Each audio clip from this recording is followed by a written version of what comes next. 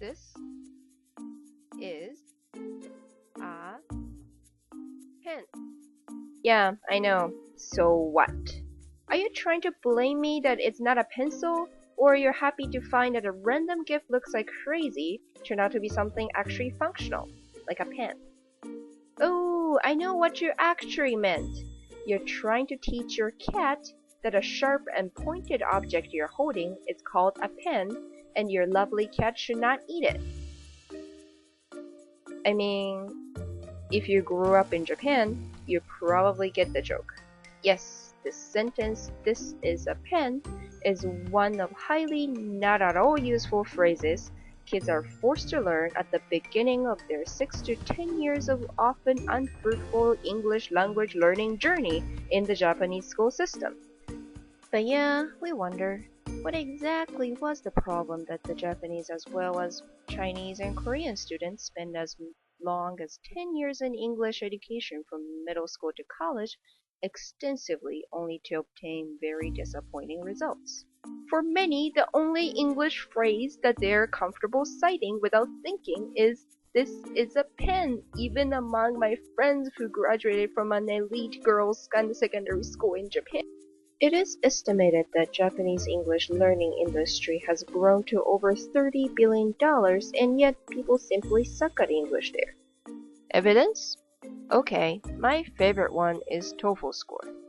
How come the average TOEFL score in Japan during 2012 is the 140th place out of 150 countries and one of the lowest in the entire Asia, worse than Afghanistan, Laos, Vietnam, and North Korea? Yeah, I hear some opposition. The TOEFL score ranking is twisted because in poor developing countries, only the elitist of the elites afford to take the TOEFL test. Well, this is not entirely fair either. Only very limited number of people care to take the TOEFL in Japan, and majority of them are highly educated elites with good jobs who are trying to get into great American MBAs. TOEFL is designed to test whether an individual can function properly like an educated person in English. So, in Japan, the school system, although it's good in many ways, is not preparing their youth to be so effective, educated, or functional in English language after the excruciating journey of mandatory 10-year English education. This is what I think they're doing. Okay, now what? Well, sure, what's really wrong with "this is a pen"? More importantly, what I can do to get better. If I want to get into one of the great American colleges or business schools, I need 105 or so out of 120 in TOEFL instead of 70, the Japanese average.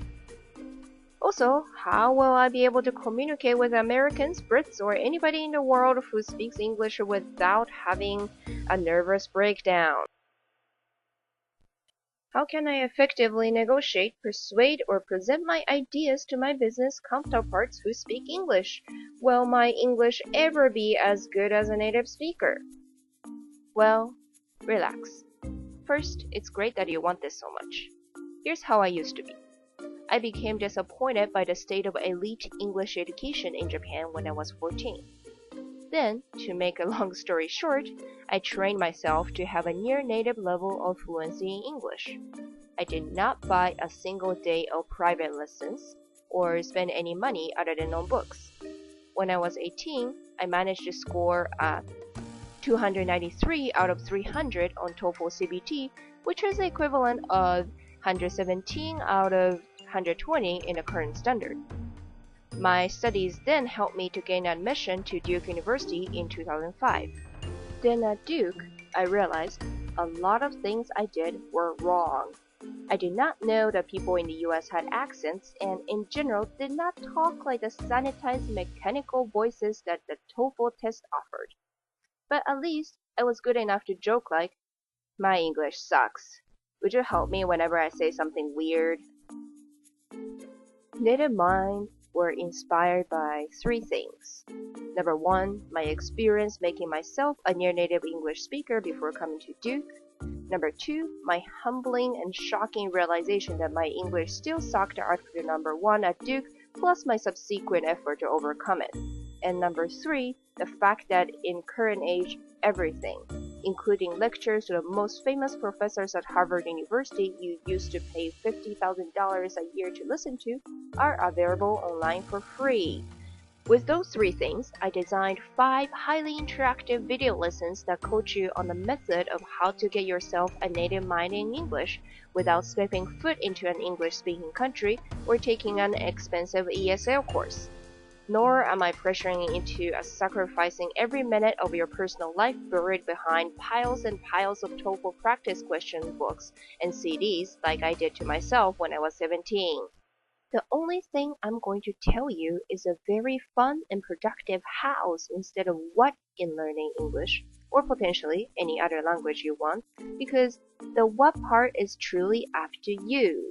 I don't really mean that if you want to do business effectively, you should learn only business English, and if you want to do well in academia, you should do academic English only.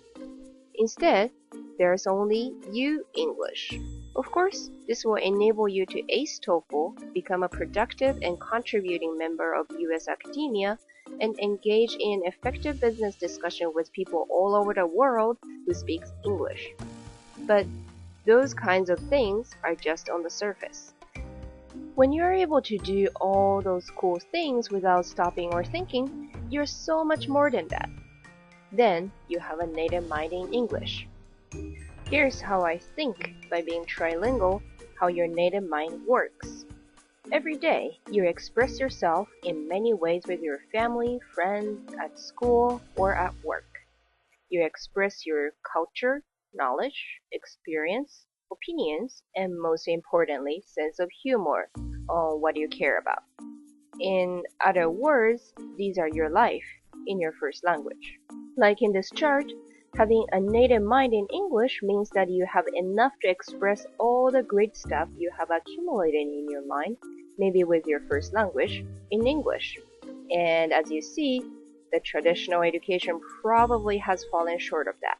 So like your academic interests, business skills, and sense of humor are different from everybody else around you, I am not going to force you what to put in your native mind. Because, as you can see, it's your brain. Instead, I will show you how to build your native mind the way you want. Speaking of expressing yourself, well, if your first language is Japanese or Chinese, you probably understand, but your knowledge base in kanji, the Chinese character you can read, write, or recognize, is way wider than what you can or choose to use. For example, this guy. I'm sure you know what this word means. Well, for the viewers who don't read this is a very classical way of saying walking around. I bet not many of you use this on a daily basis. Like that, your knowledge base and your choice of words naturally have a gap. For your English, I'm sure the gap is way wider. What you know is smaller, and what you can use every day without thinking is likely to be very limited. I'm sure you all have studied English for at least a couple of years by now, but are frustrated for the fact that you cannot really use all the right words for phrases that match exactly what you want to say at any given moment. In other words, you're not completely comfortable of your own voice in English. Textbooks and language teachers tell you what to say in certain situations, like, this is a pen. But they never showed you how to make it relevant, personal, or useful to whatever situation you face every day that is unique to you. In Native Mind 1.0, we'll do just this.